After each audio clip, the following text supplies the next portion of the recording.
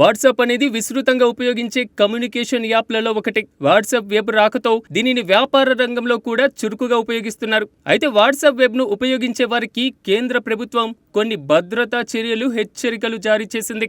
Electronics information technology మంత్రిత్వ శాఖ ప్రకారం వాట్సాప్ వెబ్ డేటా లీకేజీకి గురయ్యే అవకాశం ఉంది. కార్పొరేట్ పరికరాల్లో వాట్సాప్ వెబ్ ను ఉపయోగించడం వల్ల వ్యక్తిగత సమాచారం మాత్రమే కాదు, ముఖ్యమైన కంపెనీ సమాచారం కూడా లీక్ అయ్యే అవకాశం ఉంది. స్క్రీన్ మానిటరింగ్, మాల్వేజ్, బ్రౌజర్ హైజాకింగ్ వంటి భద్రతా బెదిరింపులు వాట్సాప్ వెబ్ వినియోగదారులకు ఎదురయ్యే అవకాశం ఉంది. మీరు ఆఫీస్ వైఫైని ఉపయోగించినప్పుడు మీ కంపెనీ మీ వ్యక్తిగత డేటాను యాక్సెస్ చేయగలదు. అదనంగా వాట్సాప్ వెబ్ ను ఉపయోగించే పరికరాలు పోయినట్లయితే పెద్ద డేటా లీక్ అయ్యే ప్రమాదం ఉంది. ఇక ఇదే జరిగితే మొత్తం నెట్వర్క్ సైబర్ నేరస్తుల చేతిలోకి వెళ్లిపోతుంది.